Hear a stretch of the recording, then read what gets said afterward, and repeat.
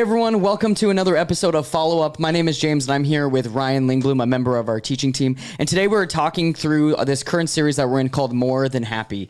And so Ryan, you preached the week 3 of More Than Happy, and today we kind of settled around the idea of the source of our joy is knowing the person and power of Jesus. Yeah. And so how do you feel like it went? Did you feel like you got everything out that you wanted to say about it? What was kind of the thing you wanted to get across to this week? Yeah, so the thing that I want to get across, again, we're in Philippians, written by Paul. Paul is in prison. He's writing this in chains, and he's talking about, to have joy in all of our circumstances. Mm-hmm. And so often we pursue other things. Yeah. And so Paul talks specifically in Philippians chapter 3 about all the other things that we might pursue. It's all junk or garbage or rubbish, as he calls it, in light of knowing who Christ is. And so that's what we talked about yesterday, was just this idea that we need to pursue Jesus and to know Jesus more and more, and push all that other stuff that we might pursue off to the side. Yeah, so I've really enjoyed this series because it's really looking at, we try to center our lives around being happy, and the idea of being happy, it's like literally in like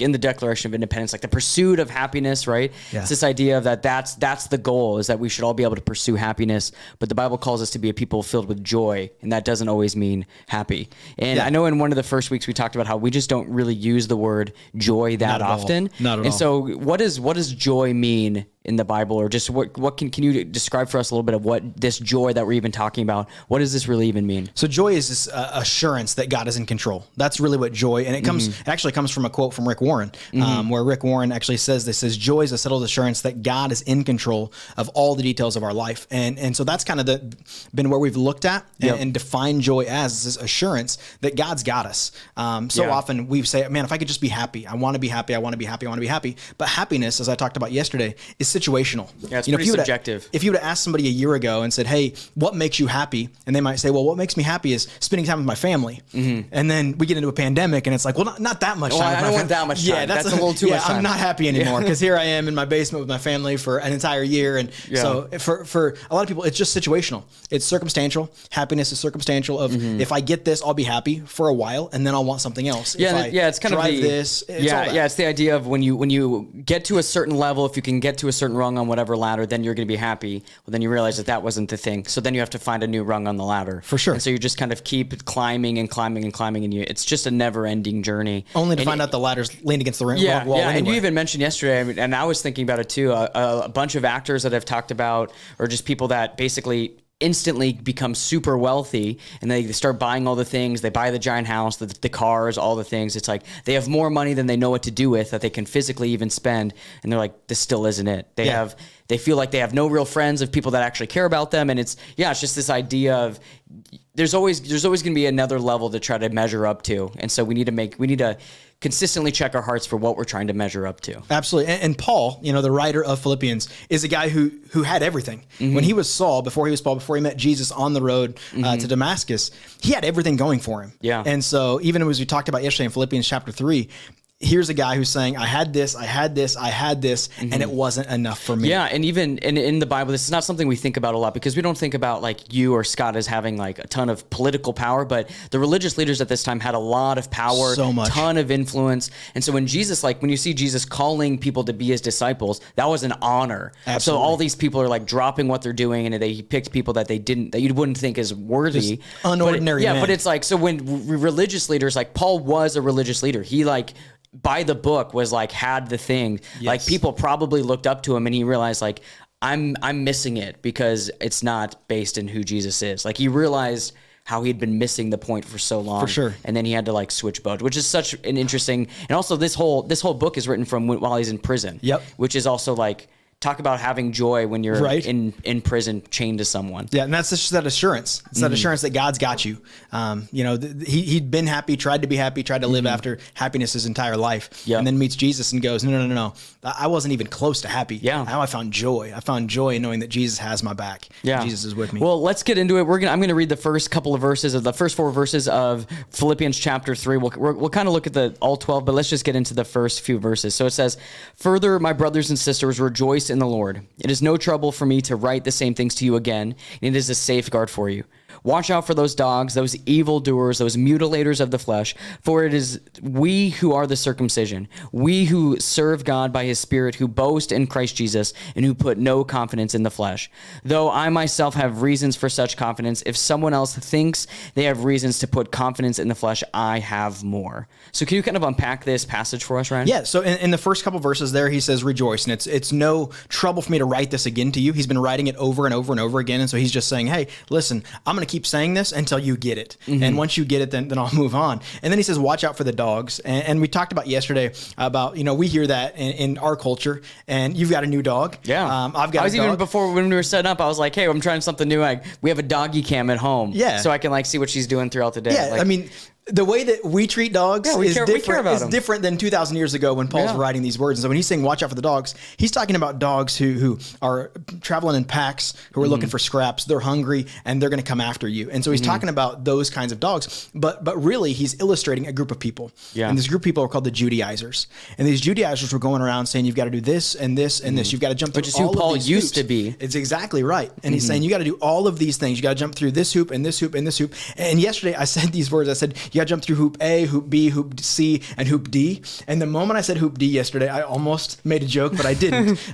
I moved on. I got an email last night from somebody that said, why didn't you make a joke there? And so I just got to feel like I got to get that out. I was almost there. But they said you got to jump through all these hoops in order to have a relationship with Jesus. Yeah. And so Paul's saying, no. We don't have to do that. Jesus is enough. When Jesus came and he lived and he died for you and he died for me and he died for our sin and wiped away and washed away all of our sin, that's enough. We don't have to jump through all of these other hoops. We don't have to be legalistic and do all these other things. And then he goes in to talk about how we are the circumcision. And really what that means is these Judaizers were going around saying, in order to follow Jesus, you have to be circumcised. You have to. It doesn't matter your age, doesn't matter where you come from, you have to.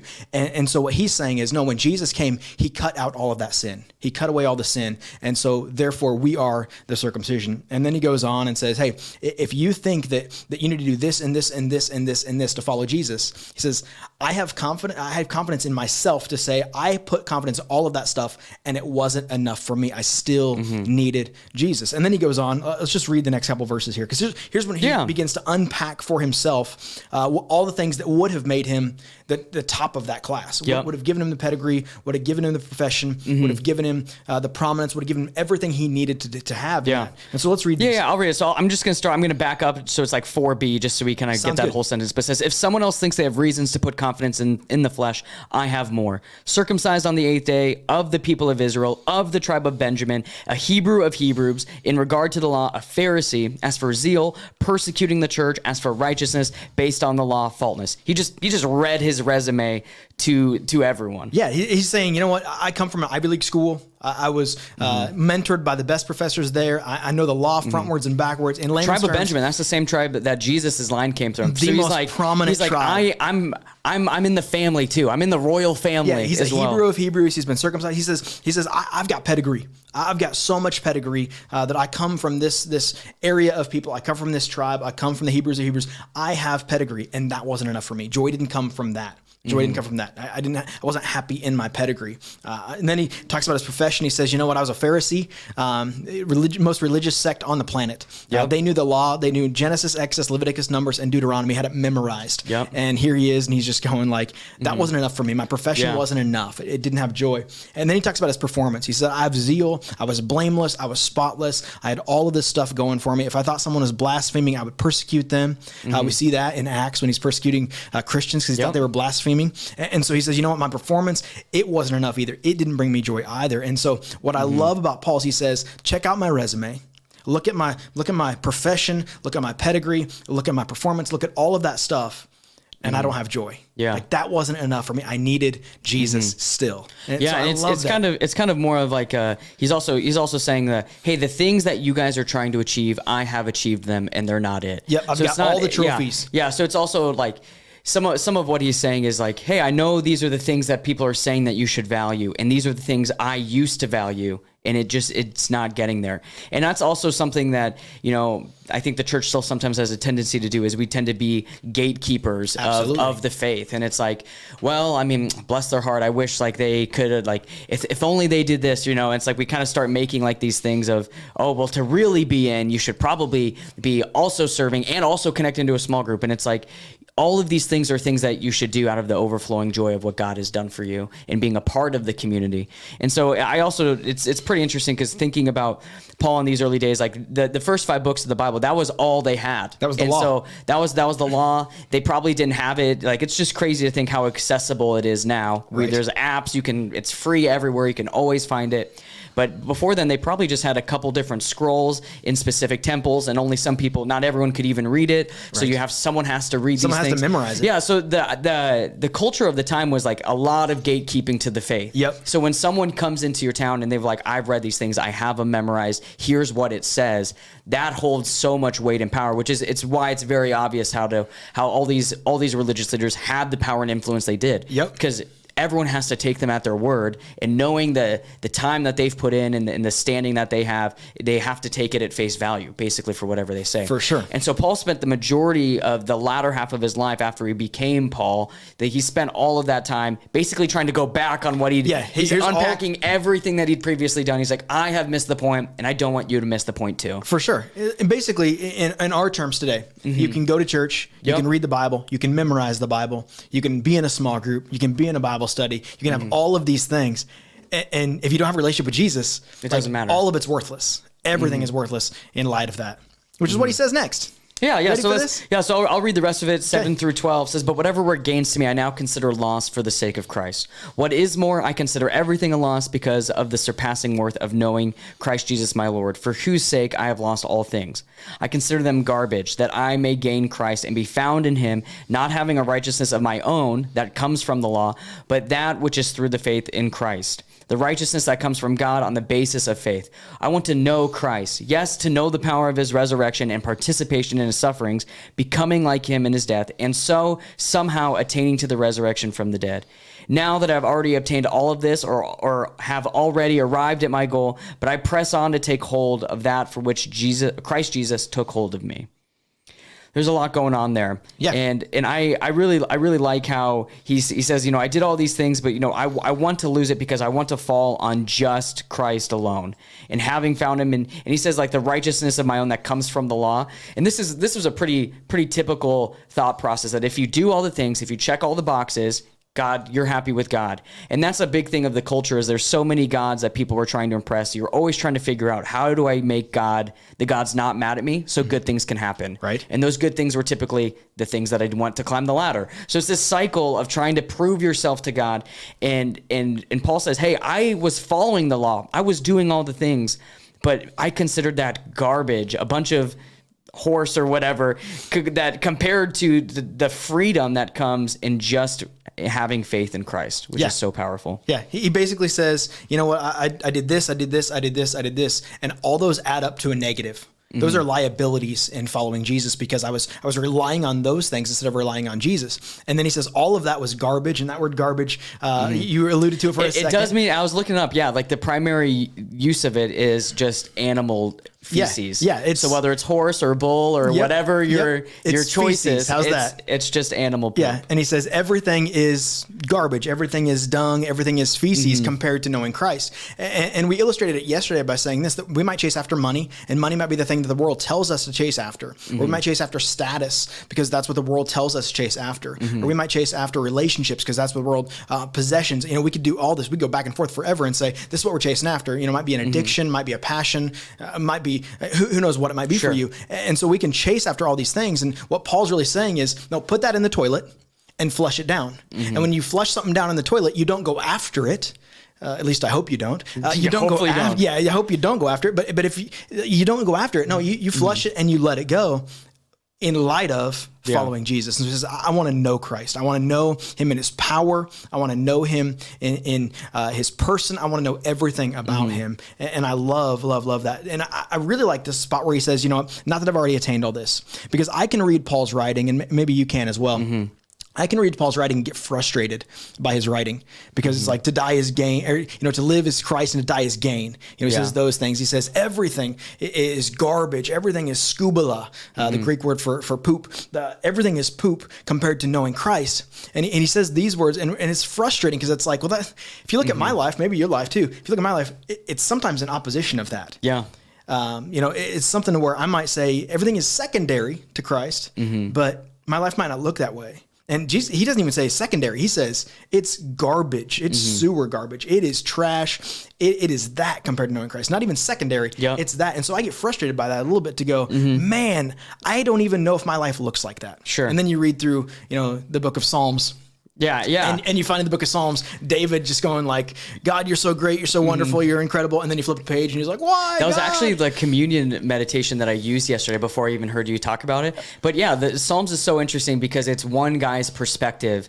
And really by seeing all these Psalms and like seeing like the poetry, he's just a normal guy. For sure. Like David was like, ended up being this king and this like ton of influence, did a lot of awesome things, but he has his downfalls like any other person. So when you read the book of Psalms, it's just like, man, God is so good. I see him in my everyday life. I see the way he's working. He's protecting me. And the next day he's like, God, where are you? Yeah, why are you you protecting me? Yeah. You're letting all this stuff happen. And it's like, that's not how God actually works. But we see how he's frustrated in that. And I think the Psalms is just a testament of how we are as well and as people. And I love at the end of verse 9, it says the righteousness that comes from God on the basis of faith. And again, righteousness is this phrase that's used all the time to try to prove yourself and make yourself right in front of whoever's eyes. So righteousness is not just a Christian term. It's just a term that was used a lot then as well for like, I'm trying to prove myself to whatever God, be on the right page. And this thing that you're trying to attain, that the reason why you would be doing all this stuff, like they talk in the previous passages, like in the verses of like 5 and 6, talking about being circumcised of the people of Israel, all the checklist that you do is to attain righteousness. Right. And he's like, and I just want the righteousness that comes from God on the basis of faith. Like that's it. God has provided a way to remove ourselves from the equation so we don't have to mess it up, because he knows, just like in Psalms, James Teutschmann will mess it up if he has the opportunity to. You definitely will. Yeah, I know I will. You definitely will. Like Naomi tells me every morning. Yeah, it happens. I'm like, hey, good morning. She's like, you already messed up. Yeah. I it's just been a woke day. up. It's already been a day. It's been a day. So let's jump to verse 12, because this is where I want to land today. Yeah. I love this. And I was talking about that frustration between reading Paul and reading David. The benefit of verse 12 tells us that Paul was an ordinary dude too. He says, not that I've already attained all this. I'm not there yet. I haven't arrived. I press on every single day, but I'm not there yet. Yep. And for me, I read that and that gives me hope.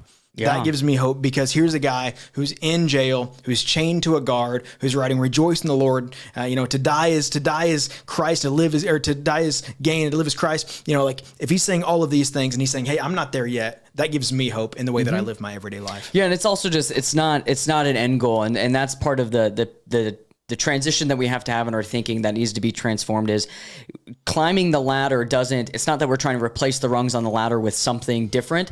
We're trying to get rid of the ladder and know that we're always going to be on a journey, and there's always ways that we can improve, but that's not something that we beat ourselves up on, that we're trying to make this thing happen, because it quickly turns into that legalistic thing. But it's like, hey, we're all in the same boat. We're working towards living and loving like Jesus together. And that's what's most important. Right. So Ryan, we're looking ahead. This next week, you're going to be preaching again, and what are we going to be talking about? So we're actually jumping right back into verse 12. Oh, okay. And so we're going to look at how do we do this? We ended yesterday kind of on a cliffhanger, where we asked this question, don't you want this for your life? Don't you want to live a life that says, I want to know you more. I want to know you more. And so what's really going to happen is we're going to look at how we unpack that. How do you know Jesus more? How do I know Jesus more? What does it look like for us to lean into that a little bit more? So I'm excited about continuing part B of this sermon. It's going to be a lot of fun. Yeah, it's going to be great. So to check us out this upcoming week, we're going to be talking about, thank you everyone for joining us for follow-up today. We hope that you were encouraged and hope that had a good way to be able to dive in a little more and kind of unpack some things more. If you have any questions or anything you want, you can always comment on it, and we'll love to respond and be able to answer some questions if we didn't clarify anything for you. We love you guys. We look forward to seeing you next week right here.